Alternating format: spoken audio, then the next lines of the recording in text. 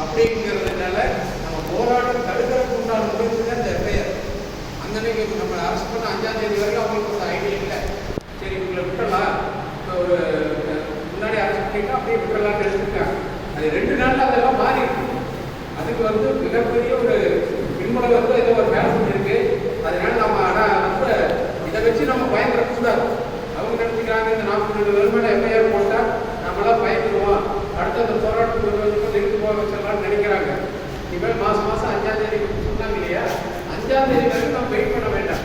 இந்த 42 பேர் மேலே போட்ட கேஸை இது கூடிய விரைவில் வாபஸ் வாங்கலைன்னா நாம் ஒரு டைம் சீலிங் கொடுத்துருவோம்.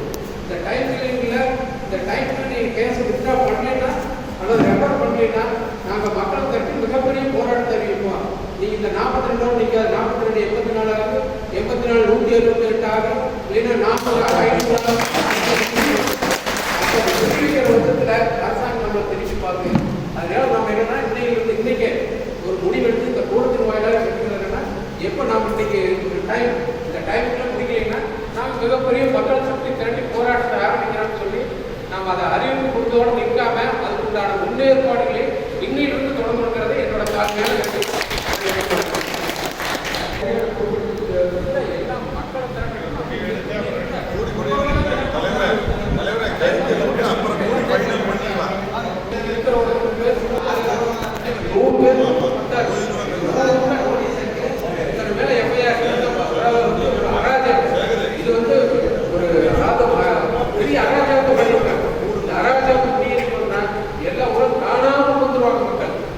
மக்களை நம்ம போய் ஒரு 50 ரூபாய் போனோம், எத்தனை பேர் திரண்டாங்க? 10,000 பேர் மேலே திரண்டாங்க. அந்த மாதிரி வைக்கணும் திரண்டுருவாங்கன்னு பயந்துன்னா அரசாங்கம் கேஸை வாபஸ் வாங்க அடுத்த பொல்யூஷன் பிரச்சனைக்கு ஒரு தீர்வு கிடைக்குங்கிறது என்னோட தலைமையான கருத்து.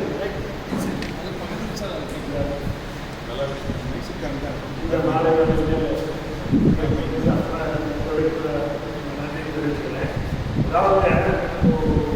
பாலமலூர் தண்ணி போகிறது, தண்ணி கண்டிட்டு இருந்தது போயிட்டு 20 வருஷமா இருந்ததுமா நினைக்கிறாங்க. சரி திடீர்னு நம்ம மக்கள் அப்படி சொல்றப்ப நம்ம இந்த வேட்பாளர்கள் நம்ம சிங்கர் சமூகம் 2 தடவை சேர்ந்து அதெல்லாம் பேசுகிற பல தடவை சொன்னோம். ஏன் இந்த வயசுல இவ்வளவு உங்களுக்கு கோபம் அப்படின்னு அவரே கேட்கிறாரு. ஏன் இந்த கோபம் கேட்கிற அளவுக்கு ஒரு பேச்சுவார்த்தை பேசிட்டு இருக்கிற எல்லாத்தையும் சந்திக்கணும். இந்த மாதிரி எல்லாம் போயிட்டு இருக்க என்ன காரணம்? எங்க வயசுக்கு எங்களுடைய வயசு பாருங்க, அவருடைய பொண்ணு 13 வயசுல கிட்னி டிரான்ஸ்ஃபர் பண்ணி 30 லட்சம் செலவழிக்கு போயிருக்காரு. அந்த பக்கம் பாலர் அரசாங்கம் தன்னுடைய அப்பாவுக்கு குப்சான் ஆயிடுல 7 லட்சம் செலவழிக்கு இருக்கிறார். இன்னும் அரசாங்கம் அத்தனை பேர் அந்த நிலைமைக்கிறாங்க. அந்த நேரடியாக பாதிச்சுன்னு அந்த பாதிப்பு தெரிஞ்சு அந்த தண்ணி அதனாலதான் கெடுதல் சொல்லி நேரடியாக தெரிஞ்சுக்கணும். காலப்போக்கில் எல்லாம் தெரிஞ்சுக்கோங்க. அதை தெரிஞ்சுக்கிட்டா நாங்கள் வெளிக்கொண்டு தயாராக இருக்கோம். இதனுடைய பாதிப்பு என்னுடைய கோபத்தினுடைய வெளிப்பாடு தான். அந்த அன்னைக்கு மக்கள் பேசினாலும் நம்ம நாடாளுமன்ற உறுப்பினர்களையும் அமைச்சர்களையும் சட்டமன்ற உறுப்பினர் எல்லாத்தையும் ஏன் மக்கள் வெளிப்படுத்திட்டாங்கன்னா நேரடியான பாதிப்புன்னு சொல்ல தயாராக இருக்கு. அது பொது வழியிலையும் சொல்லணும். இப்போ அந்த பாதிப்புடைய செய்தி இருந்தால் அந்த மாதிரி ஒரு கூட்டத்தில் அப்படி ஒரு நிகழ்வு நடந்தது. ஒன்றும் பேருவோ தேவையில்லாத ஒரு காலப்பரிசீலனை யாரும் செய்யல. இந்த சாமிநாதன் முன்வரதா யாரும் கிடையாது, பக்கத்து நகரால் யாரும் கிடையாது. 1 மாதம் முன்னாடி வந்தவர்கள் கூட நமக்கு என்ன அப்படியே பின்பற்றாதான் அது அரசுக்கு தெரியாதா, அமைச்சருக்கு தெரியாதா, யாருக்கும் தெரியாம இருக்கு. ஆனால் அதை வெளியே கொண்டு போய் இருக்கிற இந்த கேஸ் ஒரு உண்மையான பாதிப்பினால் வந்திருக்கிற மக்களுக்கு தெரிவிக்கணும். நாமளும் அதை இதே மாதிரி பாதிப்புன்னு சொல்ற மக்கள்லாம் இவ்வளவு பெரிய தண்டனைக்கு ஆளாகக்கூடாதுங்கிறத மக்களை கொண்டு போய் குறிப்பாக ஒரு சில நாட்கள் வரைமுறைப்படுத்தி உடனடியாக அதுக்கான தீர்வு காணும். அது எல்லாரும் சேர்ந்து அது முடிவுகளே எடுக்கணும் தான் என்னுடைய கருத்து. இந்த சிப்கார்டு பற்றி இன்னைக்கு 25 நாள் ஆகிவிட்டது. சிப்கார்டால் நன்மை ஏற்படும் என்று எதிர்பார்த்த நிலையில் சுற்றுப்புற பகுதிகளிலே வாழ தகுதியற்ற பகுதிகளாக நகர்ந்து கொண்டிருப்பதை நாம் பார்த்து கொண்டிருக்கிறோம். 2018ஆம் ஆண்டில் முதல் உருவாக்குற போது ஓடைக்காட்டூர் குளத்தில் 40,000 நீர் அந்த குளத்தை தூர்வாரங்க எல்லாம் எவ்வளவு சிரமப்பட்ட அப்படிங்கிறத எல்லாருக்கும் தெரியும்.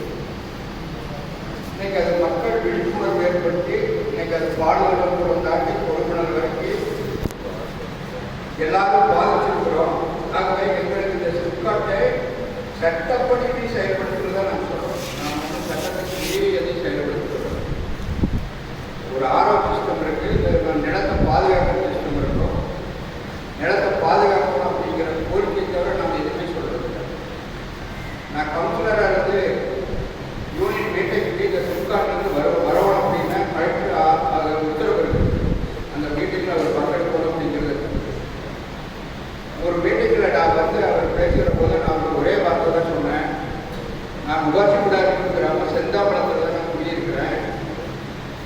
எங்கள் ஊரில் நான் 300 வருஷமாக இருக்கிறேன். எங்கள் தலைமுறையாக அது ஒரு மேட்டாங்காடு தான், மானத்தை நம்பி வாழ்கிற காடு தான். அந்த காட்டில் நாங்கள் 300 வருஷமாக இருக்கிறோம்.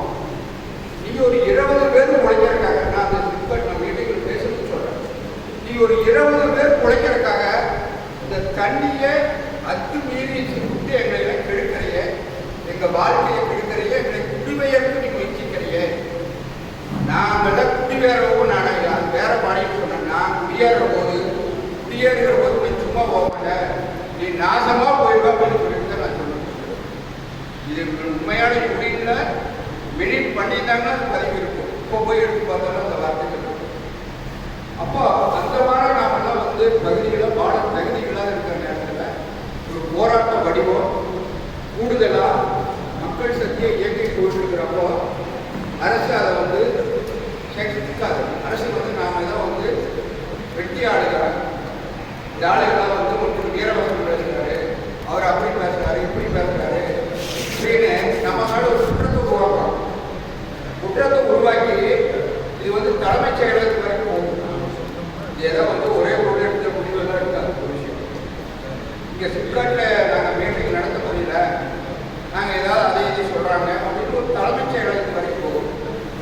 தலைமைச் செயலாளருக்கு வந்து என்ன செய்வார் அப்படின்னா, யாரும் இந்த கெடுபடியான ஆளுகளை எங்கட இருக்காங்க அப்படின்னு அவன் தேடுறான் விஷயம். ஆனால் இந்த டிஎஸ்பி அடையாளம் போடுறான். இந்த மாசு கட்டுப்பாட்டு அதிகாரியா அவன் அந்தாலும் எந்தாலும் ஒளி போடுவேன் இப்படி அவனுக்கு கொட்டிட்டு தான் அரசாங்கத்தினுடைய நடைமுறை. ஏன்னா நான் வந்து மின்கோர போராட்டத்தில் ஒரு 5 ஆண்டு காலம் போராடிக்கிறேன். இதே இந்த பகுதியில் பிரபாகரன் ஒரு கலெக்டர் இருந்தார். அவர் எந்த விவசாயி மீது ஒரு சின்ன வழக்கு கூட பதிவு, எத்தனையோ பிரச்சனைகள் வரும், பேசுவார். 2ஐயும் சமாதானப்படுத்தி அவர் போயிட்டு இருந்தார். அடுத்தது அதையெல்லாம் பார்த்துட்டு தான் இந்த பகுதிக்குள்ள கதிரவன் ஒரு கலெக்டர் கொடுத்துருந்தார். கதிரவன் வந்து ஆட்சித்தலைவர் ஆகி இந்த பெருந்தரையிலிருந்து பொன்முடி வரைக்கும் இருக்கிற ஸ்டேஷனில் 43 பேருக்கு மேலே ரிமாண்ட் பண்ணாங்க. அதில் நம்ம செங்கோட்டையும் கொடுத்துருக்கோம். நான் வந்து ஒரு கம்பத்து மேலே ஏறி மேலே போந்துருக்குறோம். ஒரு விஷயம் பார்த்தாலும் உச்சாந்தலையில் நீங்கள் பகரக்கம்பை எப்படி இருக்கு, மேலே ஏறி போந்துருக்குறோம். கீழே போலீஸ்காரன் கருத்து இருக்கிறான். எப்படி இருக்கு மேலே நாங்கள் ஒரு விஷயம் போராடிட்டு இருக்கிறோம். ஒரு விஷயம் உச்சாடியில் போய் வந்து எப்படி இருக்கு ஒரு பொழுது கொடுத்துருக்கா. ஆனால் அந்த போலீஸ்காரன் மனக்காட்சி இல்லாத கறி வாங்கி கொடுத்துருக்காங்க. இதே அந்த அதிகாரிகளை செய்வாங்க. இப்போ இந்த சிப்காட் இருக்கிற வடிவத்தை அடக்கணும் அப்படின்னு சொன்னோம் அப்படின்னா, முதல்ல அந்த மைய விஷயத்தை கூட காலி பண்ணிட்டு வேலை பண்ணிருக்கலாம். அப்போ அதை எடுத்து கேட்கறதுக்கு ஆள் வர்றாங்க, அவங்க மேலே கேஸ். இது எனக்கு நடக்கு. நாம் வந்து அந்த சிப்காட்டில் பாதிக்கப்படுற பிரச்சனையெல்லாம் உட்பட்டு இந்த கேஸ் விஷயத்தை பேசிட்டு பாருங்க, நம்ம டைவர்ட் பண்ணுறது, நம்ம திசை திருப்புறது, அதெல்லாம் முதலாளி சாதம் தான். இப்போ நம்ம கேஸுக்குன்னு வந்துட்டோம், நீ கேஸுக்கு போராடலாம் அப்படின்னு சொல்கிறோம். அதுதான் உண்மை. ஆனால் அதை வந்து கண்டிப்பாக போராடி ஜெயிச்சிடலாம். அது வந்து இன்னைக்கு வந்து மக்கள் சக்திக்கு மீது எதுவும் செய்ய முடியாது. ஒரே விஷயம், இந்த போராட்டத்தை மோகன சுந்தரம் ஒரு கருத்து பதிவு பண்ணார். அதை நான் அதுதான் சரியாக இருக்குன்னு நானும் நினைக்கிறேன். முதல்ல அமைச்சருக்கு ஆட்சித்தலைவருக்கு ஒரு விண்ணப்பம் கொடுப்போம். ஏன்னா நம்ம மாவட்ட ஆட்சித்தலைவரே நம்மளுடைய அமைச்சருக்கு நாளைக்கே ரெடி பண்ணி ஒரு விண்ணப்பம் கொடுப்போம். எங்களுக்கு முதலில் இந்த கேஸை வாபஸ் வாங்க வேண்டும், முதல் கோரிக்கை. இரண்டாவது, கூட்டம் நடத்துவதற்கு நீங்கள் ஏற்பாடு செய்ய வேண்டும். அந்த இடத்துல இன்னொரு இடத்துல போடும் கூட்டம் எங்களுக்கு நடக்கணும். அதுதான் முதல் விஷயம். இந்த 2 கோரிக்கையும் நாம் அவரை அமைச்சரிடம் நேரடியாக சந்தித்து நாம் விண்ணப்பித்து விவாதிப்போம். அப்படி விவாதித்து அவர்கள் நடவடிக்கை எடுக்கவில்லை என்று சொன்னால் அடுத்த கட்ட போராட்ட வடிவத்தை அறிவித்து மக்களை திரட்டி கேஸை வாபஸ் வாங்க வைப்பதற்கு நாம் அனைத்து முயற்சியும் மேற்கொள்வோம்.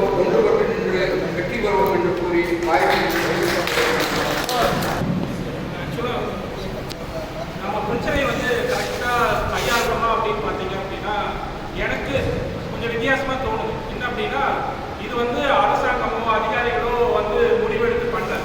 இது ஃபுல்லாக வந்து ஒரு கார்பரேட், நிறையா கார்பரேட் நிறுவனங்கள் ஒட்டுக்காக சேர்ந்துட்டு நம்மளை எப்படி அடக்கலாம் அப்படிங்கிறத ஸ்கெட்ச் போட்டு பண்ணி நம்மளை தூக்கிக்குள்ள வச்சுருக்காங்க அப்படிங்கிறது தான் உண்மை. அதை ஃபஸ்ட்டு புரிஞ்சுங்க.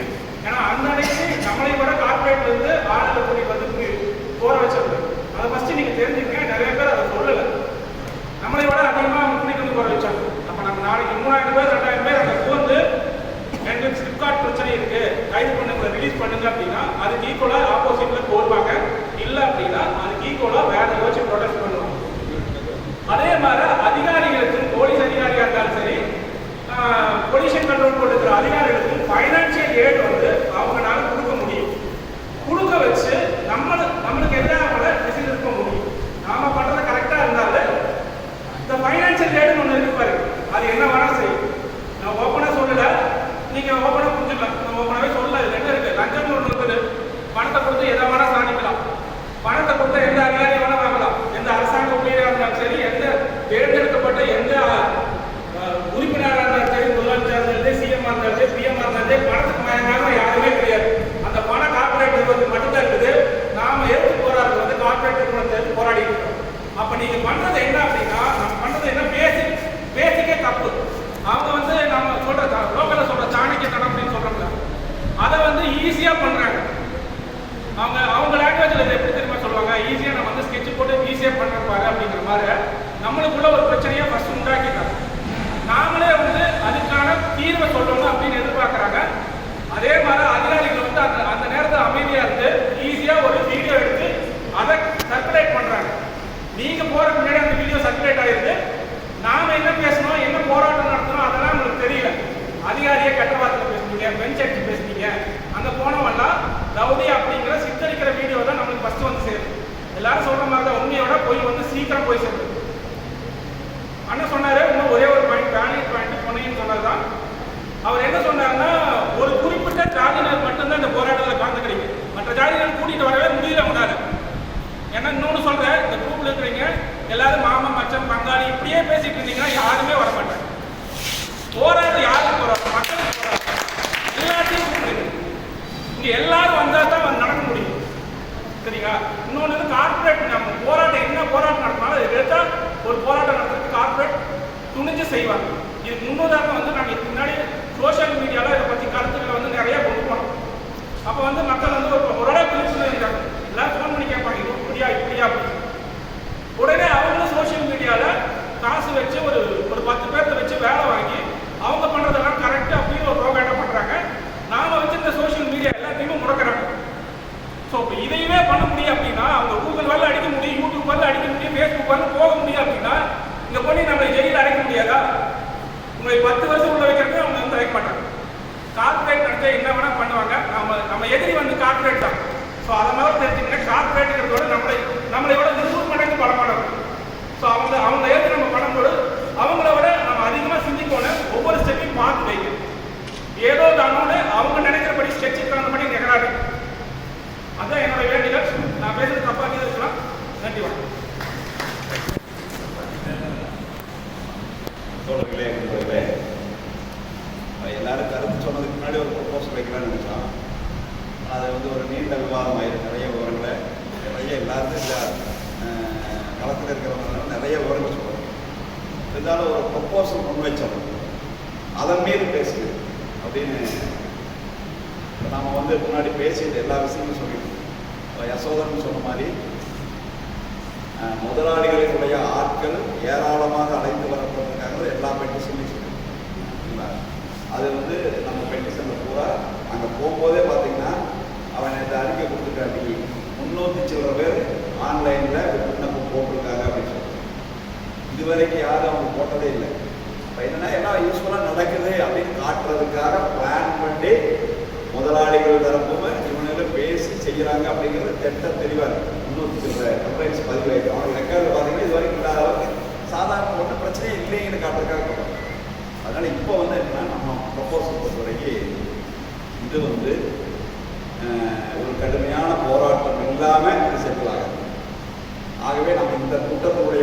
நாங்கள் எடுக்க வேண்டியது அப்படிங்கிறது, மாசு கட்டுப்பாட்டு வாரியத்தை கண்டிச்சு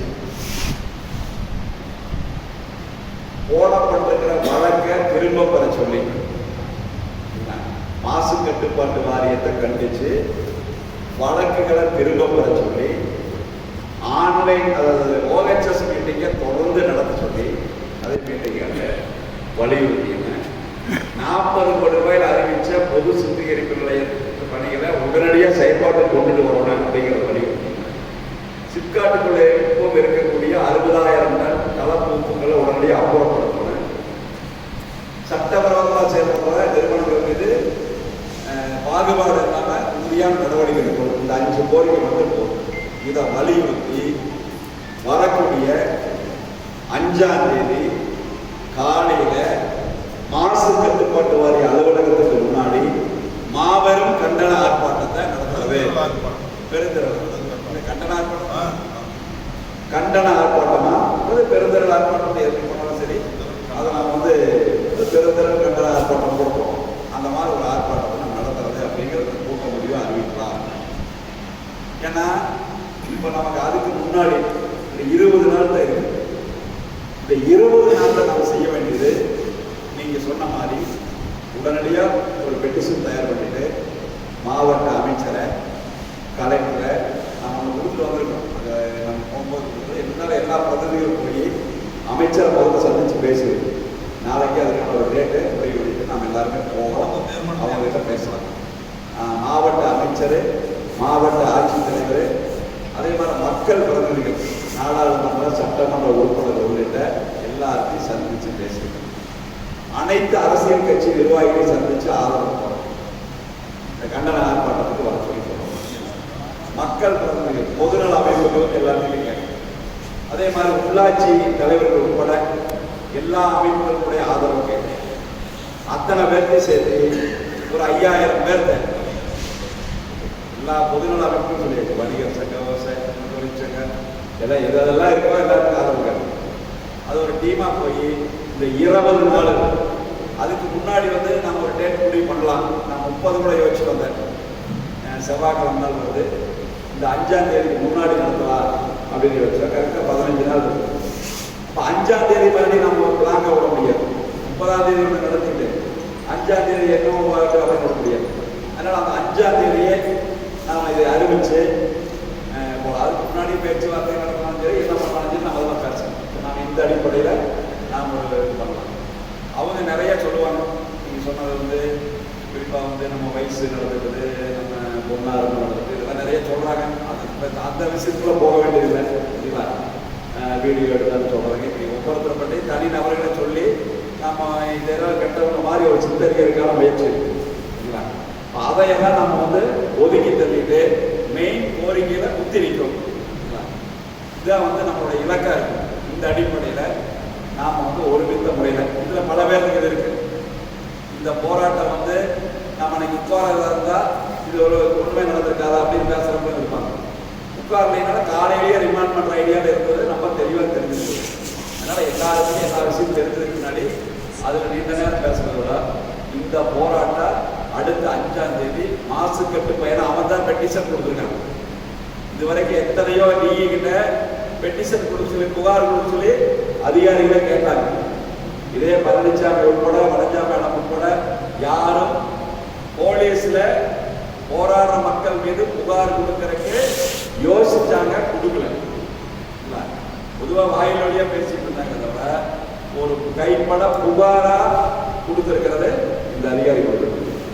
அந்த அடிப்படையில் மாசு கட்டுப்பாட்டு வாரியம் இந்த வழக்குக்கு காவல்துறையினுடைய போக்கு இருந்தாலும் கூட இப்ப காவல்துறையை தனிப்பட்ட முறையில் கண்டிச்சு பண்றதுக்கு பதிலாக நான் இதுக்காக சொல்றேன், டெக்னிக்கலாக சொல்றது. இதை பேசும்போது நம்ம பேசுகிறோம். நம்முடைய மாசு கட்டுப்பாட்டு வாரியத்தை கண்டிச்சு வழக்குகளை திரும்ப பெற சொல்லி OHS மீட்டிங் தொடர்ந்து வழக்கமான முறையில மீட்டிங் காலம் நடத்த சொல்லி வலியுறுத்திங்க. கோரிக்கைகளை பாடவர்கள் பாதிக்காத இருக்கணும்னா பொது சுத்திகரிப்பு அடிப்படையில் வரணும் அப்படின்னு அந்த அடிப்படையில் இதை செய்யலாம். இதை பார்த்துட்ட கையோட ஏற்கனவே மக்களை திரட்டுறதுக்கு நம்ம ஏரியா வாரியா ஒரு இணைஞ்சு போகலாம்.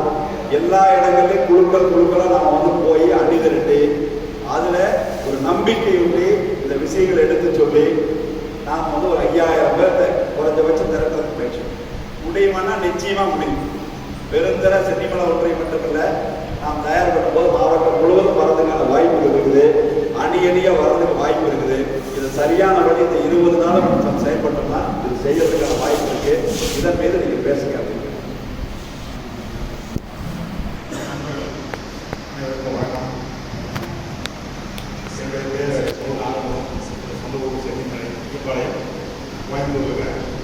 நான் அந்த போராட்டத்தில் சிதைச்சிருக்கிறாங்க. மாவட்ட கலெக்டர் கேட்டார், ஏன் கோயம்புத்தூர் நீங்கள் வந்து போராடுற அப்படின்னு. சிறு நிகழ்வுகள் சொல்லி இந்த நிகழ்ச்சி தொடர்புதான் இருக்கலாம். நான் வந்து 1984 மத்தாவை முடிச்சுட்டு கோயம்புத்தூர் போய் சேர்ந்து ஒரு சின்ன பெரிய விவசாய தொழில் படிக்க போனாங்க. கல்வி கடன் நிலையில் எனக்கு பொண்ணைன்னு சொன்னார். கனரா பேங்க் அப்ளிகேஷன் கொடுத்து எனக்கு 3 மாதம் எடுத்து அடிச்சாங்க. என்ன பண்ணுறான், நான் வந்து சினிமலை ஸ்கூலில் தேர்ட் மாதம் அங்கே மெரிட் அட்மிஷன் வாங்கிக்கிறேன். சம்மந்தமாக மரம் இருந்துச்சுன்னா 10 ரூபா பேங்க் போனேன். ஏதோ ஒரு சொந்த பேசிட்டுருந்தாங்க. 14,000 ரூபாய் சொல்லி சொன்னீங்கன்னு நான் போய் சேர்ந்தேன். எனக்கு லோன் கொடுக்க மாட்டேங்கிறாங்க. நம்ம எல்லாம் போய் சேர்ந்து ஊரில் கட்ட கஷ்டமாக இருக்கு அப்படின்னு. இது வந்து பயப்படாத, இவங்க பேங்க்கில் வெயிட் பண்ண நான் வந்து பேசுகிறேன்னு சொல்லி எனக்கு அன்றைக்கே வந்து 1984 செப்டம்பர் மாதம் ஜூன் ஜூலை போயிட்டு ஜூலை ஆகஸ்ட் செப்டம்பர் 3 மாதம் சொந்த பணம் செலவு. அது செலவுக்காக பணம் இல்லை. வயது வந்து திரும்ப வேண்டிய நிலை. என்னுடைய போராட்டம் 3 மாதம் தனிநபர் போராட்டம் 3 மாதம் நான் போராடி ஜெயிக்க முடியல. அன்னைக்கு எனக்கு உதவியாக வந்தார் திரு வேளாண் பொதுசாமின்ற உண்மை.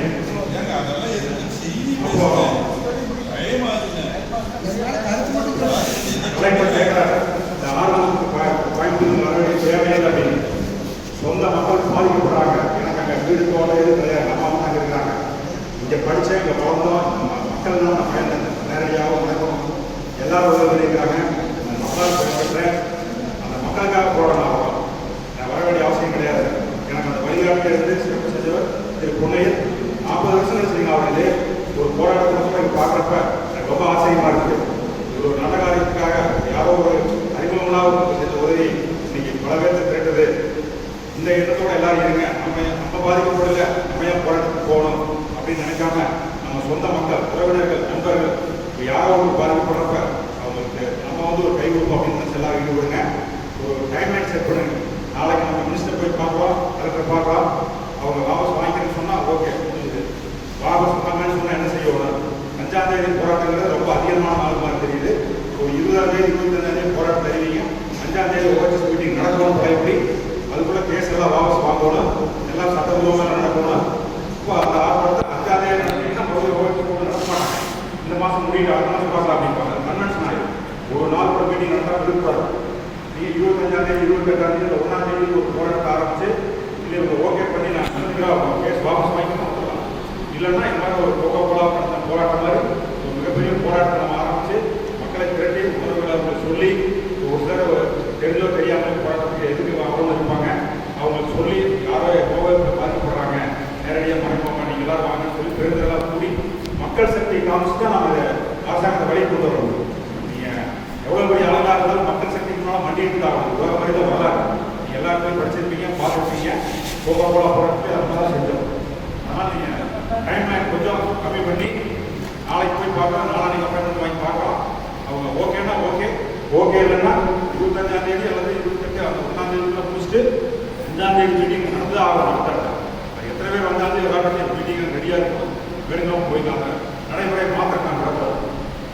நம்ம அந்த சட்டபூர்வமான கேஸை வாபஸ் வாங்க வழி போகணும். ஏன்னா 43 வந்திருக்காங்க. எல்லாரும் என்னை மாதிரி போராட்டத்தோடு இருக்க மாட்டாங்க. பாவிகளாக இருப்பாங்க. அவங்க குடும்பத்தினர் மன அவசரப்படுவாங்க. அடுத்தாவது நோக்கு வர சங்கடப்படுவாங்க. அவங்க விரைவில் வந்து கேஸ் வந்து விடுவிக்கணும். இந்த வழியாக இருந்தாலும் பரவாயில்ல. நான் இன்னொன்று சொல்கிறேன், யார் எப்போ எடுத்தாலும் பரவாயில்ல. நான் நாளைக்கு மினிஸ்டர் போய் கேட்குறப்ப நான் ஆளுநர் தயாராக இருக்கேன். நான் எங்கள் போராட்டத்துக்கே வரல, எங்களை எல்லாம் பேசி கொடுக்கணும்.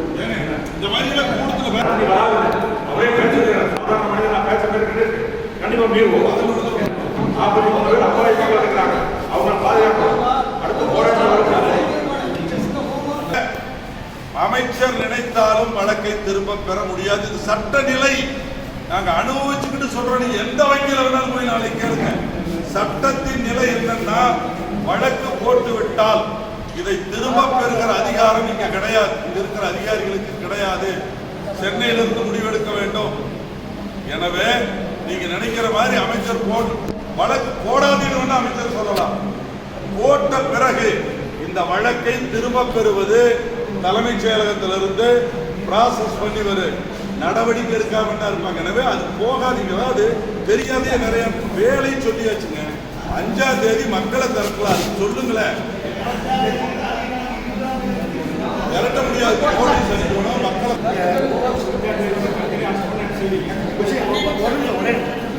இப்போ நம்ம எல்லாரும் எப்படி இந்த போராட்டத்தில் ஒருங்கிணைஞ்சோம்ன்றது எல்லாருக்கும் தெரியும்.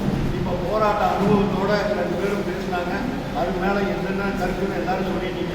இப்போ அவங்க சொன்ன மாதிரி 5ஆம் தேதிக்குள்ள நாம் மக்களை திரட்டி இந்த வழக்கை நீர்த்து போக செய்யறதுக்கான திட்டங்களை ஒன்று கூடி திரட்டி அதை என்ன செய்யலாம்னு சொல்லிட்டு அதை வழிமொழிகிறேன். அவர்கள் சொல்வது எல்லாருக்கும் வணக்கம். இப்போ செஞ்சராமா சொன்னாங்க 359 பேர் 351 பேர் ஆன்லைனில் பதிவு பண்ணிக்கிறாங்க. அதில் கம்பெனிக்கார சொல்ல பேர் அது மாமாட்டி கரெக்டாக சொன்னாலும் தெரியல. 200 பேர் பாடலோ பஞ்சாயத்து மட்டும் சந்திரசேகர் மாமா வீடு வீடாக போய் ஒவ்வொருத்தருக்கு சொல்லி இந்த டிஇ மாற்றணும்னு சொல்லி பதிவு பண்ணாங்க. இது மெட்ராஸில் இருக்கிற நம்ம பொலிஷன் போர்ட்டோட ஹெட் குவார்டர்ஸ் போனதுனால தான் பெருந்துறையில் பிரச்சனை பெருசாகுது. இதை வளராதீங்க ஆக்சிடென்ட்னு சொல்லி இவ்வளோ ஒரு ஆக்சிடென்ட் காரணம். இன்னையிலிருந்து நம்ம ஒவ்வொருத்தரும் 5 பேர் 10 பேர் ஆன்லைனில் பதிவு பண்ணி அடுத்த 5ஆம் தேதி 350 1000 பேர் ஆன்லைனில் பதிவு பண்ண வேண்டும். இந்த சாமியார் இங்கே இருக்கிற சாமியால் எதை சொன்னாலும் இதோட அமைதி ஈரோடு மாவட்டத்தை தாண்டி வெளியே போக ஆரம்பிச்சிருச்சு. நம்ம ஆன்லைனில் பொலிஷன் கண்ட்ரோல் போல ஆன்லைனில் பதிவு பண்ணி கம்ப்ளைண்ட் எத்தனை பண்ணுறப்போ அது சென்னையில் இருக்கிற ஹெட்குவார்டர்ஸுக்கு போகுது. அப்போ தான் அதனுடைய ப்ரெஷர் அதிகமாகும். நம்ம அதுக்கான ஏற்பாடு பண்ணுங்க. வர 5ஆம் தேதிக்கான ஓப்பன் ஹவுஸ் மீட்டிங்கு நம்ம போகிறதுக்கு மாதிரி இன்னையிலிருந்து நம்ம ஒவ்வொரு நாளும் எத்தனை கருத்தை பதிவு பண்ண முடியுமோ அதை பூரா பதிவு பண்ணணும்.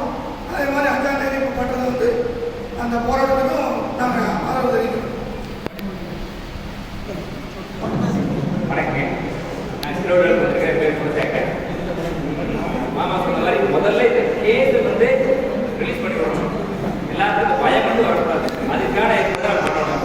போராட்டத்தில் 5000 பேர் நம்ம பரிசு வாங்கி பண்ணுற மாதிரி என்ன மாதிரி ஐடியா பண்ணிக்கலாம். நான் அதெல்லாம் கேட்குறேன். ஏன்னா மறுபடியும் போலீஸ் கொண்டு வந்து ஆரம்பத்தில் கொடுத்து வச்சுருவாங்க. அதுக்கான அமௌண்ட் வாங்கணுமா? அது நான் என்ன 5ஆம் தேதிங்கிறது ஒரு 4 நாள் சேர்த்து ஆனாலும் பரவாயில்ல. ஆனால் நம்ம ஆர்டர் வாங்கி போராட்டம் பண்ணணும். அது நீட்டு போகிற கிளாஸ் உள்ளே போய்க்கிறீங்க. அது எனக்கு 5ஆம் தேதிங்கிற அவசியமே எனக்கு படல. இன்னொரு 2 நாள் சேர்த்து ஆனாலும் பரவாயில்ல. 1000 போலீஸ் கொண்டு நிறுத்தி நம்ம கூடக்கே எல்லாம் மட்டும் காசு கம்மியாகும். அதுக்கு முன்னாடி தெளிவான முடிவெடுத்து பண்ணுவோம். அப்போ ஊருக்கு நம்ம எவ்வளோ கூட்ட முடியுமோ அந்த அளவுக்கு கூட்டி மிகப்பெரிய போராட்டத்தை ஏற்படுத்தி வந்துட்டு நம்பிக்கை இருக்குது. அதை நான் வழிமுறை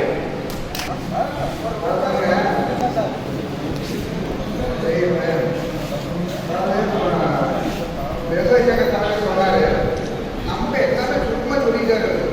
நம்ம அதை நல்லா புரிஞ்சுக்கணும், மண்டையில் ஏற்படும். ஏன்னா அவர் அனுபவ ரீதியே சொல்லியிருக்காரு. இங்கே நிறைய பிரச்சனைகள் நிறைய பேசிக்கிறார்.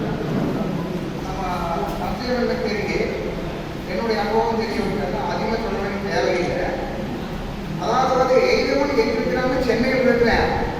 இது மந்திரிக்கு போய் சந்திச்சிட்டோம். நம்ம போலீஸ் நம்ம நல்ல அதிகாரி மாசம் நல்ல அதிகாரி ஏய்தவன் அங்கே இருக்கிறேன். நாம் எதிர்த்து போராடி மக்களை திரட்டினா மட்டும்தான் வெல்ல முடியுமா தவிர மக்கள் எழுச்சி இல்லாத வெல்ல முடியாது.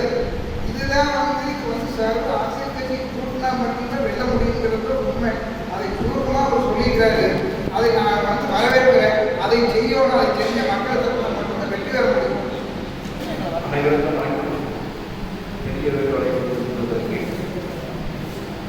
வருகின்ற 5ஆம் தேதிக்குள்ள இந்த கேஸை வாபஸ் வாங்கல அப்படிங்கிறத அடுத்த கட்ட நடவடிக்கையாக பெருந்துறைய சென்னிமலை ஆகியோர் கலையெடுப்பு போராட்டம் நடந்திருக்கு.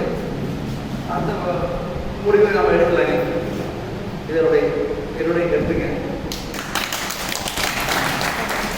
இந்த போராட்டத்துக்கு எங்கூர் முடிஞ்ச அளவுக்கு எல்லாருக்கும் ஒத்துழைப்பு கொடுப்போம் என்று நாங்கள் தெரிவித்துக் கொள்கிறோம்.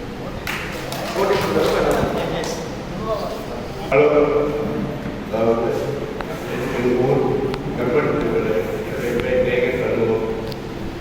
எங்கள் ஊர் உணவுக்கு இருந்தாலும் விஸ்வத்தோடு ஏற்படுத்தி வெய்யை அனைத்து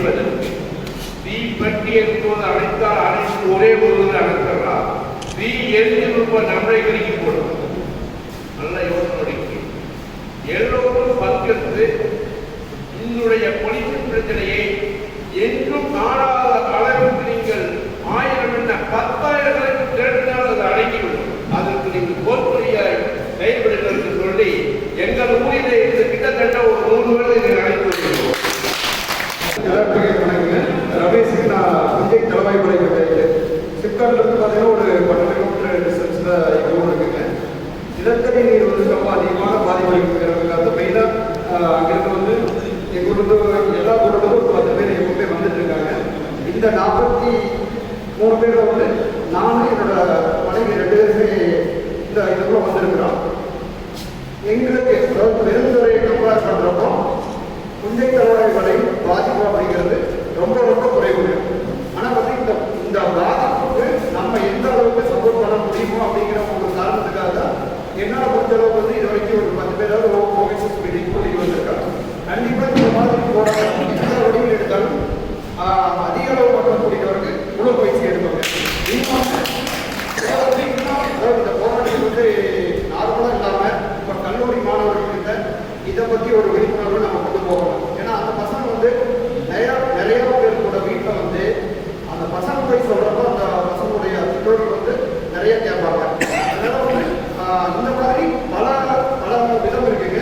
அதில் என்னென்ன மாதிரி வந்து போராட்டத்துக்கு மக்களை அதிகமாக சேர்க்க முடியும் அப்படிங்கிற இதை வந்து ஆலோசனையில் நம்ம ஒரு குழுவாக இப்போ இங்கே வந்திருக்கிற ஒரு வாட்ஸ்அப் குழுவோ அது ஏதாவது மாதிரி ஒரு குழு அவசரமாக உருவாக்கி அதில் வந்து இந்த போராட்டத்தை எப்படி எடுத்துகிட்டு போகலாம் அப்படிங்கிற விஷயம், அதாவது அதிக மக்களுக்கு எடுத்துகிட்டு போகலாம், அதன் மூலமாக எப்படி இங்கே கூட்டிகிட்டு வரலாம் அப்படிங்கிறது நம்மளால் சேர்ந்து முடிவு பண்ணாங்க.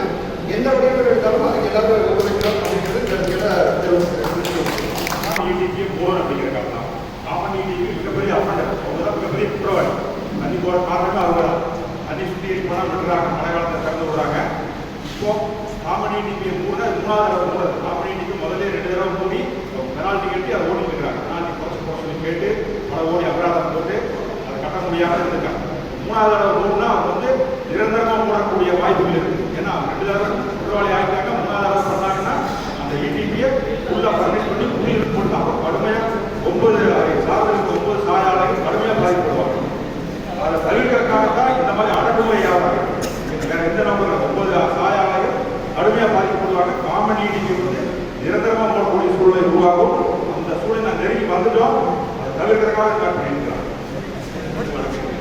இது வந்து நமக்கா அவங்களுக்கான போராட்டத்தில் கார்பரேட் செஞ்சிருக்கிற வேலைங்க. கார்பரேட்டுடைய அனுமதி இல்லாமல் வந்து இவங்க அரசு வந்து இந்த அளவுக்கு நம்மளால் நடவடிக்கை எடுக்க மாட்டாங்க. இந்த 7-8 மாதமா நானும் இந்த ஓஎஸ்எஸ் மீட்டிங் போகிறேன். நைட்டு 11 மணி வரைக்கும் அந்த அதிகாரிகளை உட்கார வச்சிருக்கிறோம். இந்த எலெக்ஷன் முடிஞ்சிருச்சு.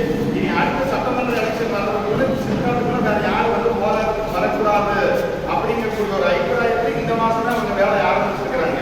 அதனால நாம இதை வந்து அந்த எஃப்ஐஆர் போட்டுறோம். ஃபர்ஸ்ட் அந்த எஃப்ஐஆர் வந்து ஒரு 10 நாளுக்குள்ள அரசாங்கமே விலகிக்கணும். இல்லைன்னா அதுக்கு உண்டான சட்ட நடவடிக்கையை நம்ம எடுக்கிறதுக்கு என்ன வேலையோ அதை பார்க்கணும். அப்போ தான் அடுத்த 5வது இருக்கிறது அதிகப்படியான கூட்டத்தை நம்ம சேர்க்க முடியுங்க. இப்போ இல்லை இந்த எஃப்ஐஆர் ஒரு பக்கம் இருக்குது, அடுத்த தடவை நம்ம ஒரு போராட்டத்தை பண்ணலாங்கிற போது வந்து நாம் இவ்வளவு கூட்டத்தை நம்ம சேர்க்க முடியாது. அதுக்கு உண்டான நடவடிக்கைக்கு வந்து உடனடியாக தயாராக அதை பார்த்துட்டு அப்புறம் மேற்கொண்டு நம்ம வேற முடிவுகளை எடுத்துக்கலாம். அனைவருக்கும் வணக்கம். நான் திருநாவுக்கரசு, புதுப்பாளையம் பஞ்சாயத்து சிலம்போட வரேன். நிறைய பேருக்கு எனக்கு தெரிஞ்சிருக்கோம்.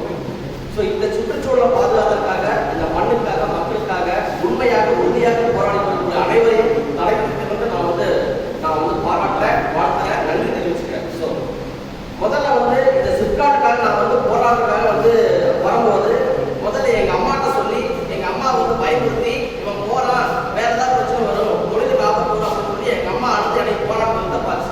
2வது என் மனைவி வந்து டீச்சராக இருக்காரு. அங்கே ஸ்கூல் டீச்சருக்குலாம் சொல்லி இந்த மாதிரி ஒரு ஹஸ்பண்ட் வந்து சொல்லி போக வேண்டாம் அப்படின்னு சொல்லி அங்கே வந்து ஒரு பயன்படுத்தி அவன் வந்து அழுகிறான். 2வது அதை தாண்டி நான் தொடர்ந்து வந்து இங்கே வந்துட்டு இருக்கிறேன். இது வந்து இது ஒரு பிறவி கடலை நினைச்சு இது வந்துட்டு இருக்கிறேன். இந்த சுற்றுச்சூழலை காப்பாற்றணும். நான் ஒரு மருத்துவர். நான் தொடர்ந்து வந்து பலாயிரக்கணக்கான கேன்சர் பேஷண்ட் வந்து நான் அவருக்கு பார்த்துட்டு இருக்கேன். இந்த சுற்று வட்டாரத்தில் எல்லாருமே கேன்சர், அது மிகப்பெரிய கேன்சர் மேலே வந்துட்டு இருக்குது. இதை வந்து எப்படியாவது காப்பாற்றுறது என்னோட பங்கு வேணும் அப்படிங்கிறதுக்காக தொடர்ந்து இந்த சிப்காட்டுக்காக நான் போராடி வந்துட்டு இருக்கிறேன். இப்போ இந்த போராடி வரும்போது எங்ககிட்ட இந்த மக்கள் பிரதிநிதி, பஞ்சாயத்து தலைவர், வார்டு மெம்பர்ஸ் எல்லாருமே கடந்த தீபாவளி அன்னைக்கு வந்து எங்கள் வீட்டில் தொழில் செஞ்சுட்டு இருக்கிறேன். நான் வீட்டுக்கு வாசலில் வந்து தண்ணி போட்டு வந்து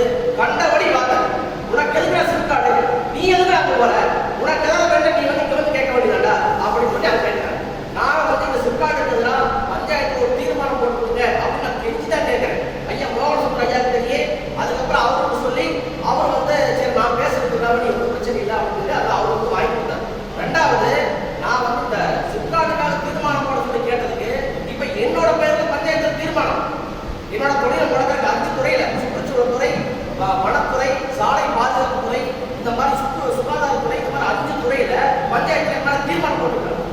இப்ப தொடர்ந்து அச்சுறுத்தல். இப்ப இந்த வழக்கு பதிஞ்சதுமே வந்து எல்லாருக்கும் ஒரு அச்சுறுத்தல். மனம் இருக்கும், எல்லாருக்கும் இருக்கும். எல்லாத்தையும் மனம் இருக்குமாகி வீட்டுக்குள்ளேயே உட்கார வைக்கணும் அப்படிங்கிறத இந்த கார்போட திட்டம். ஸோ இதுக்கெல்லாம் நீங்க பயந்துட்டு வீட்டுக்குள்ள ஒழிச்சுக்காதீங்க. வீட்டுல இப்ப நான் இன்னைக்கு வரும்போது கூட வேலையை முடிச்சுட்டு இந்த மாதிரி ஒரு வீட்டுக்கு இருக்குது அப்படின்னு வரும்போது கூட என் பொண்டாட்டி கட்டி பிடிச்சி அழுகிறா, காலை பிடிச்சி அழுகிறா.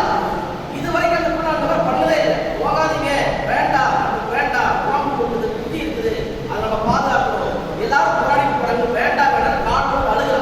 அந்த மாதிரி நம்ம வீட்டுல எல்லாரும் வீட்லயும் அம்மாவும் மனைவியும் குழந்தைகளும் கண்டிப்பா சொல்லியிருப்பாங்க. சொல்லியிருக்க வாய்ப்பே இல்லையா, கண்டிப்பா சொல்லியிருப்பாங்க. ஸோ இதெல்லாம் நம்ம எல்லாத்தையும் சகிச்சுட்டு தான் இந்த பொதுவாக நம்ம வந்துக்கிறோம். ஸோ தயவு செஞ்சு யாரும் வந்து பதற்றம் அடையாதீங்க. இது ஒரு நம்மளை அச்சுறுத்தலுக்காக செய்யற வேலை. நம்ம கேஸ் போட்டாங்க, இப்போ ஐயா சொன்ன மாதிரி ரொம்ப வாபஸ் வாங்க அப்படின்னு சொல்லும்போது நமக்கு எங்கேயும் என்ன பண்ண போகுது. ஸோ அந்த மாதிரி நம்ம சிந்தனை பண்ண வேண்டாம், பயப்பட தேவையில்லை. நாளைக்கு நாம வந்து மாவட்ட அமைச்சர் போய் நம்ம சந்திச்சு முறையிடலாம். அவர் வந்து எந்த ஒரு முடிவு எடுக்கல அப்படிங்கிற சமயத்துல வேறு மக்களை பாருங்க நம்ம போராடலாம். ஸோ 5ஆம் தேதி வரைக்கும் வெயிட் பண்ண வேண்டாம் அப்படிங்கிறது என்னோட கருத்து. அப்புறம் பார்த்துக்கலாம், அதெல்லாம் 2வது. மாசம் வரத்தான் போகுது, வருஷம் கூட அப்படி நடக்கத்தான் போகுது. அது பெருத்தல் நடக்குமா நடக்காது, அது 2வது, அது நம்மளோட உரிமை. ஆனா இந்த முதல்ல இந்த 42 பேருக்கு வழக்கு முதல்ல வாபஸ் வாங்கணும். அதுக்கு என்ன பண்ணணுமோ அதுக்கு எழுதுறோம். ஸோ அதனால வந்து நாளைக்கு அமைச்சரை சந்திக்கிறோம், முறையிடுறோம், நேர்மையா சொல்றோம், கேட்கலையா மக்களை பெருந்தெல்லாம் திரட்டி நாம போராடணும். இந்த மாதிரி நடத்தணும். நீங்க வாங்க. அதுக்கு முன்னாடி நாம் இந்த நடவடிக்கைகளை தொடர்ந்து முன்னெடுக்கணும். நல்லா வச்சுக்கலாம். தொடர்ந்து இந்த போராட்டத்தை நாம் முன்னெடுக்கணும். இப்போ ஏற்கனவே மக்கள் நலச்சங்கத்தில் ஒரு டீமாக ஒரு ஆஃபீஸ் தரத்தில் நம்ம நிர்வாகிகள் இருக்கிறோம். நம்ம எல்லாரும் இணைச்சு பண்ணுற போது மற்றவங்களே இணைச்சு நம்ம ஒரு கமிட்டி ஒன்று போட்டுக்கலாம். போராட்டம் கமிட்டி மாதிரி போகலான்னு நினைக்கிறோம். பண்ணாங்களா? இப்போ சேகரிக்கிட்டே பேசலாம். அப்படி ஒரு கமிட்டி மாதிரி போனாங்களா? ஒருங்கிணைப்பு குழு போராட்ட குழு போடுவாங்களா? அதில் பொறுத்த வரைக்கும் இங்கே ஏற்கனவே நம்ம அப்ளை முன்னிலை வைக்கக்கூடியவங்கள சொல்லியிருந்தேன். ஏற்கனவே இங்கே மக்கள் நலச்சங்கத்தில் ஒரு டீம் இருக்கு. அதோட சேர்த்து இதோட ஓகே சந்திரசேகர் ஒன்று, 2வது சி மோகன சுந்தரம், 3வது ஆர் பிரபு, 4வது பரமசிவம், கோலப்படை பரமசிவம், அப்புறம் தண்டபாணி அங்கே இவங்க 5 பேர், தலைவடைய ரமேஷ், எழுதிப்பட்டி கிருஷ்ணமூர்த்தி, ஈக்குவல் ஜெகதீஷ், 2 பேர் வந்திருக்கு. வேற ஏதாச்சும் யசோதா இந்த 9 பேர் ஏற்கனவே ஒரு 10 பேர் இருக்கு. ஒரு டிஎன் செட்டியப்பன், பல்லவி பரமசிவம், ஓசி சண்முகம், பி சிவகுமார், டிஎம் கந்தசாமி, டிவே பொன்னையன், எழுதிப்பட்டி மணி, எஸ் பொன்னுசாமி, இப்படி ஏற்கனவே ஒரு நிர்வாகிகள் இருக்குது. அதோட சேர்ந்து இந்த 9 பேருக்கு இணைச்சு TP Shanmugam, PC Saminathan, TP Shanmugam, அவங்க 2 பேர்த்தையும் நினைச்சுக்கலாம். கருமணி சிறுவன் தங்கவேலு எல்லா போராட்டம் பத்திரோட ஒரு முன்னாள் கவுன்சிலர்,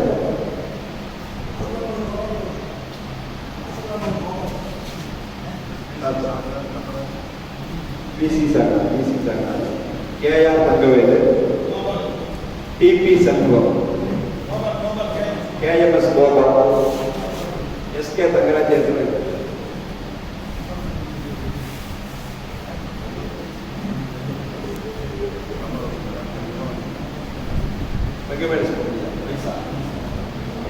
வயசுடைய வீட்டில் வீடு ஏதாச்சும் போட்டுருக்காங்க. இப்போ பரவாயில்ல வந்தது ஏதாச்சும் லோகனம், சி லோகநாதன், இங்கே லோகங்க சி லோகநாதன்,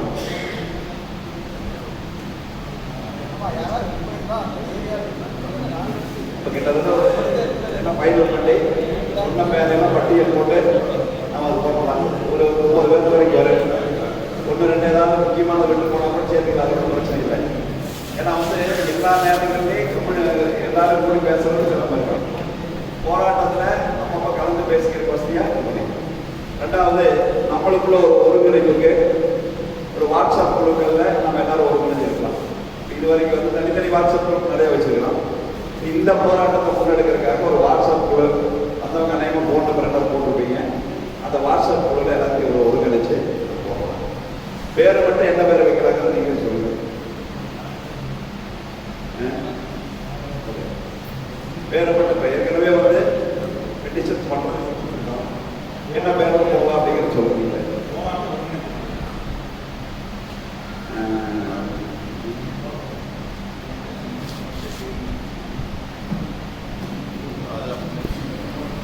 யோசனை நம்ம கலந்து பேசிட்டு ஒரு பத்து கருத்து சொல்லலாம், அது ஒரு பிரச்சனை இல்லை. நாம் இதுவரைக்கான எல்லா ஆவணங்களும் திருத்துறை சுற்காட்டால் பாதிக்கப்பட்ட மக்கள் நலச்சங்க பேர் தான் ஆவணங்கள் இருக்கு. அது என்னங்கிறது நம்ம இப்போ இந்த நம்முடைய தீர்மானம் என்ன போடுவாங்கிறத மட்டும் பாரதி தீர்மானத்துடைய இது எல்லா அம்சங்களும் உட்காந்து வர மாதிரி ஒரு தீர்மானம். ஆமாம், நாளைக்கு தான் பிரசன் கொடுக்க முடியும். இன்னைக்கு சண்டேவாக போயிடுச்சா? நாளைக்கே 42 பேர் போட்டு கைது நடவடிக்கைக்கு வந்துட்டாங்கன்னு வச்சுங்க. நாம அது உடனடி நடவடிக்கை என்ன பண்ண முடியும்?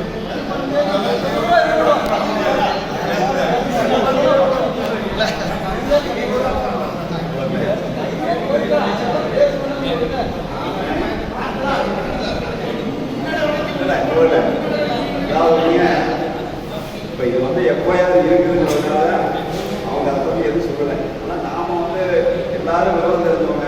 ஒரு எஃப்ஐஆர் இருந்தாலும் உடனே அவர் சொல்லிட்டாரு தெரியவா. அது எப்போ வேணாலும் கழுத்து மேலே சொல்கிற தலைக்கு மேலே சொல்கிற கத்தி மாறி. அதனால தான் நம்ம அதை நெட்டில் எடுத்து தான் அவங்க கூட அது கொடுக்குற யோசிச்சார். அதனால் இது வந்திருக்கு. நம்ம அமைச்சர்கிட்டே நாம் பேசுவோம். பேசுகிறேன் நாளைக்கு அமைச்சர்கிட்ட ஒரு வாரத்தை பேசிட்டு எங்களுக்கு சொன்னீங்க என்னாச்சுங்கிறத பேசிட்டு அதை பேசி போட்டுலாம். நேற்றுக்கே அது சம்பந்தமான இதெல்லாம் நாளைக்கு கொஞ்சம் பேசுறதுக்காக நேற்று அது சம்மந்தப்பட்டவங்க அவங்களோட நெருக்கமாக இருக்கிறவங்கெல்லாம் பேசிக்கலாம். நம்ம தொடர்ந்து கலந்து பேசிக்கலாம். அதை பொறுத்த வரைக்கும் எல்லா விஷயங்களும் பேசலாம், நம்ம பேசலாம். தீர்மானத்தை பொறுத்த வரைக்கும் நான் ஒரு தீர்மானமாக எழுதியிருக்கேன். நான் சொன்ன விஷயங்கள் எல்லாம் தான். அதாவது தீர்மானத்தில் என்ன சொல்லியிருக்கேன்னா, இந்த மாதிரி கூட்டம் நடந்தது. கூட்டத்தில் இந்த நாள் கலந்துக்கிட்டோம். இந்த கூட்டத்தில் இது சம்பந்தமாக தான் விவாதித்து இப்படி ஒரு தீர்மானத்தை நிறைவேற்றிருக்கிறோம் அப்படின்னு சொல்லிட்டு அதில் சொல்லியிருக்கிறது. தமிழ்நாடு முழுவது 2022 இந்த OHS மீட்டிங் நடந்துருக்கு. அதாவது சொல்லி கடைசியாக நம்ம கோரிக்கைங்கிறத இந்த விஷயம் சொல்லியிருக்கோம். அதாவது என்ன, மாசு கட்டுப்பாட்டு வாரியத்துடைய இந்த நடவடிக்கை கண்டிக்கிறது. இந்த 5 கோரிக்கை சொன்னாங்க, அந்த 5 போடணும். ஏன்னா மக்கள்கிட்ட போய் சொல்லும் போது கூட வெறும் போலீஸ் கேஸுக்காக வந்தாங்க இல்லாமல் பொது சுத்திகரிப்பு நிலைய பணிகளை தொடங்க வேண்டியது அது அவசியம் இருக்குது. இங்கே இருக்கிற திட்டக்கழிவுகள் அகற்ற வேண்டிய அவசியம் இருக்குது. அந்த அடிப்படையில் அந்த கோரிக்கைகள் எல்லாம் இணைச்சு இதை வலியுறுத்தி வரக்கூடிய 5ஆம் தேதி மாசு கட்டுப்பாட்டு வாரிய அலுவலகத்துக்கு முன்னாடி மாபெரும் கண்டன ஆர்ப்பாட்டத்தை நடத்தாது அப்படிங்கிறது இந்த தீர்மானத்தை மக்கள் மத்தியில் கொண்டு போகிற வரையில் 5ஆம் தேதி வரைக்கும் குறிப்பாக பெருந்தர செட்டிமலை ஒன்றியங்களில் சுற்று வட்டார பகுதிகளில் கிராமம் போய் மக்கள்கிட்ட விழிப்புணர்வு பிரச்சாரம் மக்களை திரட்டும், குண்டறிக்கைகள் கொடுத்து மக்களை திரட்டும். அதுக்கு முன்னாடி மக்கள் பிரதிநிதிகளை, மாவட்ட நிர்வாக அதிகாரிகளை, அனைத்து தொழிற்சங்க அனைத்து அமைப்புகளை, அனைத்து அரசியல் கட்சி தலைவர்களை எல்லாம் சந்திச்சு ஆதரவிக்கும். இதெல்லாம் நம்ம பொதுவாக போட்டலாம். ஒரு பெட்டிஷன் பொதுவாக தயாரிச்சுட்டு அட்ரஸ் மட்டும் இன்சார்ஜ் பண்ணி எல்லாருக்கும் கொடுத்துடலாம். போகும்போது அனைமா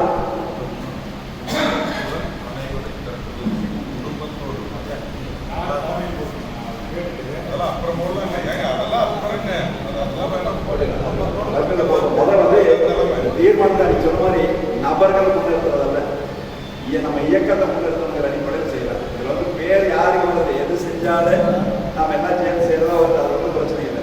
இந்த பேர் வரணும் அந்த பேர் வந்தோட குடும்பத்தோடு வந்த இதில் வந்து குடும்பத்தோட சேர்ந்து அப்படிங்கிறத மனசுல வச்சுக்கிட்டு பெண்களையும் அது கணிசமாக கூட்டிட்டு வரும். அதுக்கான முயற்சிகள் நம்ம ஈடுபடுவோம். இந்த அடிப்படையில் இதை இந்த போராட்டத்தை தொடர்ந்து முன்னெடுக்கிறதுக்காக இந்த போராட்ட குழு வந்து தேர்வு செய்யப்படும். இந்த போராட்ட குழு முன்னாள் கொண்ட போராட்ட குழு தேர்வு செய்யப்படும். ஒரு நிமிஷம், இதில் வந்துங்க 5ஆம் தேதி வந்து நம்ம இந்த போராட்டம் அறிவிக்கிறோம். அந்த ஓஹெச்எஸ் மீட்டிங் வந்து 5ஆம் தேதி கம்பல்சரி நடத்துனேன். ஆனால் அதுக்கு முன்னாடியே வச்சா தானே இந்த ஓஹெச்எஸ் மீட்டிங்கை கம்பல் பண்ண முடியும். இல்லைன்னு இதை அப்படியே விட்டுட்டு போயிட்டு இந்த 1 மாதம் 2வது மாதம் விட்டுட்டோம்னா 3வது மாதம் நடத்தவே மாட்டேன். எப்படி இருந்தாலும் போராட்ட அறிவிப்பு பண்ணி நம்ம பேச்சுவார்த்தை பண்ணணும்னா இல்லை, ஓஹெச்எஸ் மீட்டிங்கை நடத்த சொல்லி கம்பல் பண்ணுறதுக்கு ஒரு 2 நாளைக்கு முன்னாடி அறிவிக்கலாமான்னு 2 நாளைக்கு முன்னாடி அறிவிச்சுட்டு ஓஹெச்எஸ் மீட்டிங் போகாது இருக்கக்கூடாது. இல்லை போகிறோம் ஓஹெச்எஸ் மீட்டிங் ஆனால் போராட்டம் தலைவரை வழக்கு முதல்ல பிரச்சனை. மீட்டிங்னே வழக்கு நடக்குது. வழக்க நீங்க போராடுங்க, மீட்டிங் தானே நடக்கும். வழக்க வச்சுதான் நம்மளை மிரட்டுறானல்ல, அவனை நீங்க வந்து மக்களை திரட்டிட்டு போங்க. அதே மீட்டிங் தான் நாங்கள் போய் நீங்க பேசுற மீட்டிங் என்னங்க அப்படியெல்லாம் போயிருமா? இப்போ மட்டும் நடக்குது. ஆபீஸே மூடி போட்டேன் எங்க, அப்படியெல்லாம் அரசாங்கம் வந்து நினைச்சுன்னா மூடிட்டாங்க. என்ன பண்ணி போட்டா ஆபீஸே மூடிட்டாங்கல்ல. ஒன்றும் இல்லைண்ணா, இப்போ நாம் இங்கே நடந்ததை வந்து ஹைகோர்ட் ஜட்ஜு ஆனந்த் சாருக்கோ இல்லை சுப்ரீம் கோர்ட் சிஜே சந்திரசூத்துக்கோ வந்து ஒரு ரெக்வஸ்ட்டை அனுப்பி இது மாதிரி எஃப்ஐஆர் வந்து இதுக்கு தகுந்த மாதிரி போடல அப்படிங்கிற மாதிரி ஒரு மனுவாக நம்ம பெட்டிஷனை அனுப்பலாமா அப்படிங்கிறது. ஏன்னா இதுக்கு முன்னாடி இருக்கு இந்த மாதிரி அனுப்பியிருக்காங்க, அந்த இதை வந்து வாபஸ் வாங்க சொல்லி அவங்களே வந்து இது பண்ணியிருக்காங்க. இப்போ நம்ம அனுபவத்தில் என்னன்னா, நீதிமன்றத்துக்கு போகிறது நல்லதை விட பல நேரங்கள் நம்ம பாதகமாக இல்லை, அவங்களுக்கு வந்து பர்சனலாக பெட்டிஷன் அனுப்பலான்னு தான் சொல்கிறேங்க. அதாவது நீங்கள் போனாங்கன்னா அவங்ககிட்ட வந்து எல்லா சிசிடிவி கேமரா கொண்டாடி வச்சுருக்காங்க.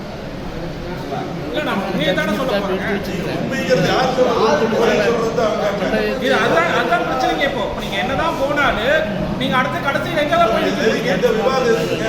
சுப்ரீம் கோர்ட் போய் சொல்லி அதெல்லாம் சீரியஸ் இந்த கேஸ் அதுதான் நான் ஒரு ஆப்ஷனாக சொல்றேன்.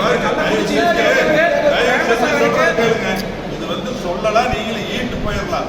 எளிமையான நடவடிக்கை ஆன்டிசிபேட்டரி போய் இங்க போறது நீங்க அங்க போட்டு உங்களுக்கு வந்து அவருக்கு ஒரு பெட்டிஷன் பர்சனலா மெயில் அதுதாங்க. நீங்க சுப்ரீம் கோர்ட் வைங்க, அவன் நடவடிக்கை எடுத்து சொல்லிட்டாங்க. அப்படி ஆகலாமல்ல. ஆனா முன்ஜாமீன் கேட்டு போனீங்கன்னா போடும்போது எதையோ எதிராக வரணும்.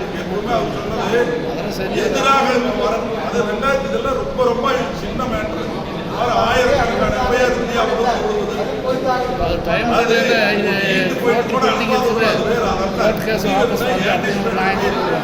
ஒரே மூவ் பண்ணிட்டீங்கன்னா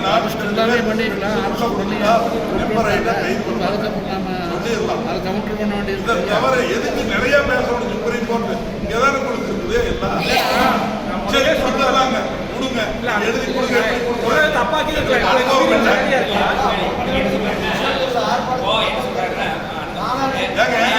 ஒரு பெரிய சிக்கலுக்கு சட்ட வக்கீல்னு கேட்டுக்கலாம். இது எல்லாம் ஏங்க நாங்க பேசணும். வக்கீல் பெரிய பெரிய வக்கீல் நம்ம கையில. தம்பி தம்பி இல்ல உங்க அனுபவத்துல சொல்றீங்க. தயவு செஞ்சு கேளுங்க. நம்ம கையில மிகப்பெரிய வக்கீல் இருக்கிறாங்க. வக்கீல் கேட்டு முடிவு பண்ணிக்கலாம். சட்டப்படி ஐடியா கேட்டு வந்தாரு. என்ன பண்ணலாம்?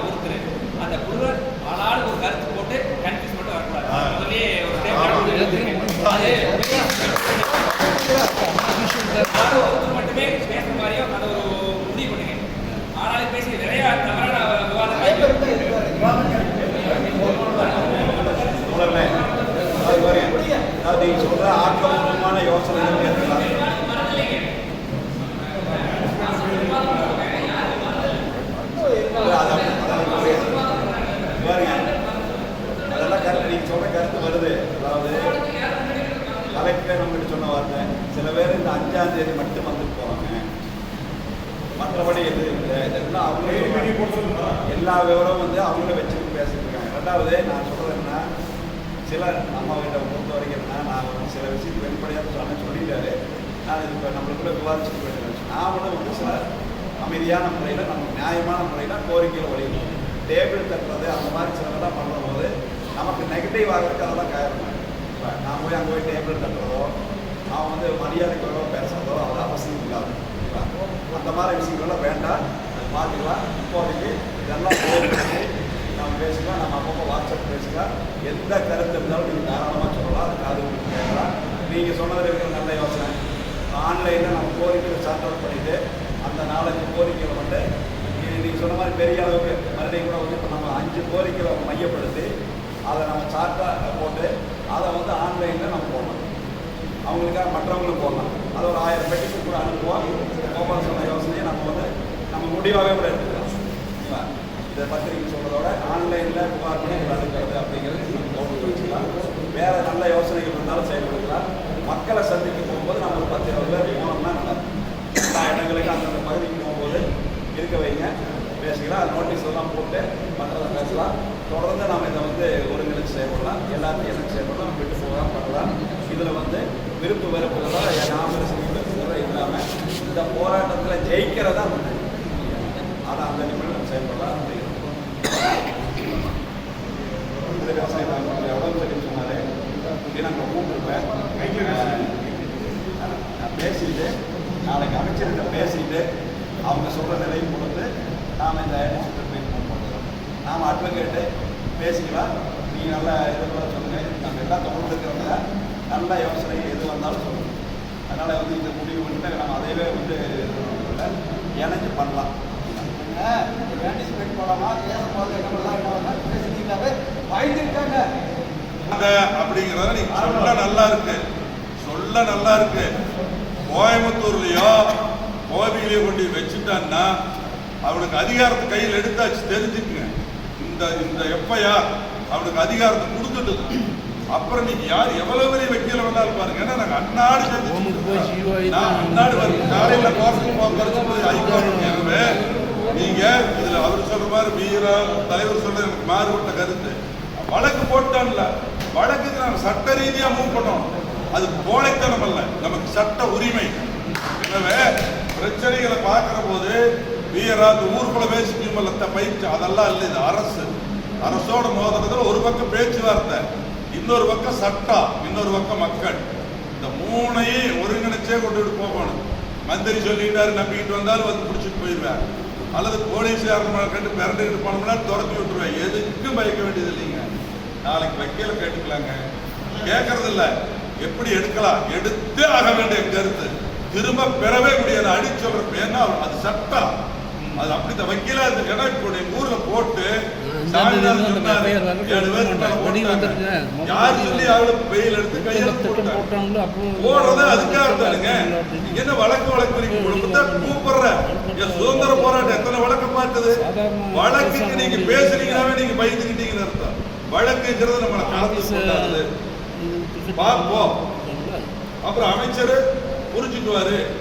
எனவே தயவு செஞ்சு இப்பவே சொல்லிடுறேன், அமைச்சரை சந்திப்பது மரியாதை நிமித்தம் தான். இல்ல அதையும் அதானுங்க, தலைவர் இருக்கிறாங்க, நீங்க வழக்கறிஞர் இருக்கிறாங்க, நம்மளுக்கு ஆதரவான வழக்கறிஞர் காசு வாங்காத அல்லது குறைஞ்சா வாங்குறவங்க இருக்கிறாங்க.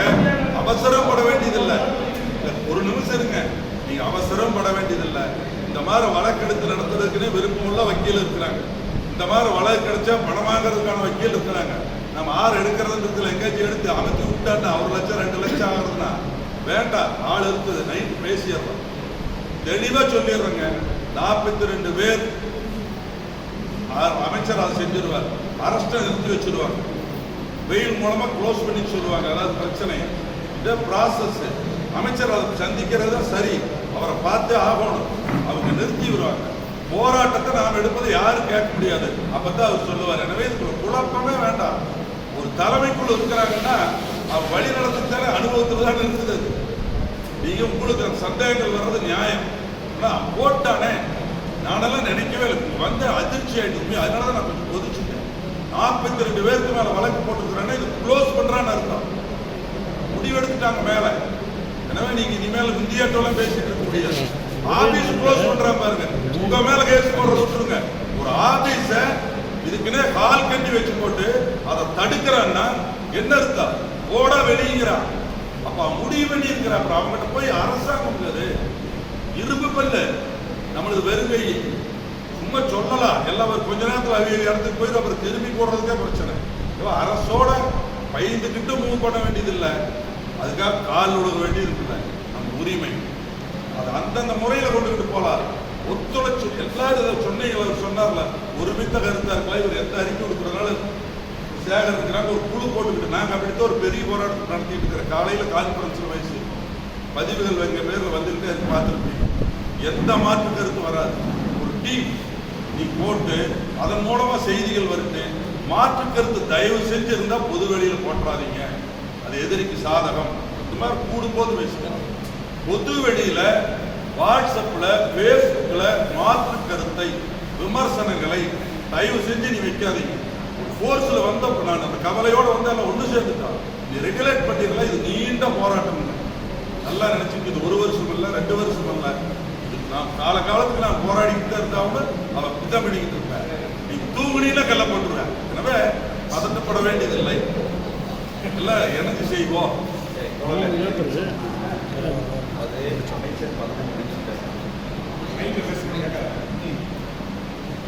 அமைச்சர் 15 நிமிஷம் பேசினான்னு சொன்னாங்க. அவர் சொல்லும் போது வழக்கு வேண்டாம்னு சொல்லிட்டேன் அப்படின்னு நம்ம சொன்னேன். நாளைக்கு பார்த்து நீங்க சொன்னீங்களே, நீங்க சொல்லும் போதே போட்டாங்களா என்ன எதுன்னு கேட்கணும். அவரை கேட்டுட்டு அடுத்து சொன்னேன். ஜாமீன் இல்லை, அவங்க என்ன சொல்றாங்க, நாம் ஜாமீன் போகிறதே இல்லையா முடிவு பண்ணிக்கிறாங்க சொல்றேன். முடிவெடுத்து அதுக்குள்ளேயே நாம ஜாமீன் போகிறத வச்சுக்கணும். அதுதான் அதனாலதான் என்னன்னா அவரை பார்த்துட்டு அடுத்து முடிவு சொல்றாங்க. நேரத்துக்கே சத்திக்கலாம் போனாங்க வச்சு டைம் கேட்டான். நேரத்துக்கு 2 நாள் நேரத்துக்கு உடம்பு சரியில்லை போயிட்டு நாளைக்கு கேட்டுட்டு டைம் கேட்டு சொல்லுவோம். இங்கே இருக்கிற 2 ஒப்பீச்சர் பேசிக்கலாம். அதனால தொடர்ந்து பேசிக்கலாம். ரொம்ப நிறைய பேசிக்கலாம். அப்பா எல்லாம் வைக்கிறீங்களா? பேசிக்கலாம். பேசிட்டு அது ஏதோ போகணும். 45 பேர் போகணும். ஏன் நீங்களும் கண்டிப்பா 42 பேர், மற்றவங்க தனி. நான் சொல்றது இந்த 42 பேர் போன் பண்ணுங்க. நான் சொல்றதுன்னா இன்னைக்கு இப்போ வந்திருக்கிறத பூர்ணச்சந்திர கலைவாணி பேர் வரல. அதை மட்டும் நம்ம கவனத்தில் வச்சுக்கிட்ட உங்களுக்கு தெரியும். இப்போ அவங்க என்ன மாதிரி யோசிக்கிறாங்கன்னு தெரியல. நாம் இருந்தாலும் இதில் என்னென்னா தனித்தனியாக போய் ஆளுக்கு போய் வச்சு கம்மியாக பண்ண வேண்டியது இல்லை, ஆளுக்கு ஒரு நிலைப்பாடு எடுக்க வேண்டியது இல்லைங்கிறத அநேகமாக இந்த கூட்டம் ஒருமித்த கருத்து நடக்கணும். ஏன்னா இந்த மாதிரி பிரச்சனை இருக்கும்போது யாரு பெரியவங்க அப்படிங்கிற பிரச்சனை இல்லை. நானே பூர்ணச்சந்திரங்களை பேசினேன், பேசி வர சொன்னேன். அவங்க வேற ஆளுகளை அனுப்புறாங்க. அதனால தொடர்ந்து பேசலாம். எந்த பேசுறது தடையில்லை. நீங்களே எப்போ வேணாலும் எங்களை பேசலாம். நானும் நம்பர் எல்லாமே நேற்று சேகரிட்ட கேட்டு வாங்கிக்கிறேன். நாங்கள் அந்த வாட்ஸ்அப் போட்டு அனுப்பிக்கலாம். எதுனாலும் பேசலாம். தினத்தந்தி நாளைக்கு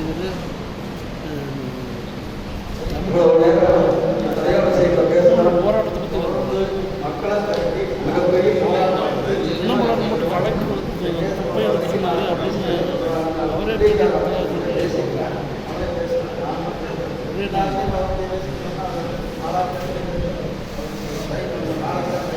போராட்டத்தை பற்றி இந்தியாவில் இருக்கிறவங்க உங்கள் அனைவருக்கும் இந்த சங்கங்கள் ஒருங்கிணைந்த சங்கங்கள் போராட்ட சார்பில் நன்றி கலந்த வணக்கத்தை தெரிவித்து கூட்டத்தை தொடர்பு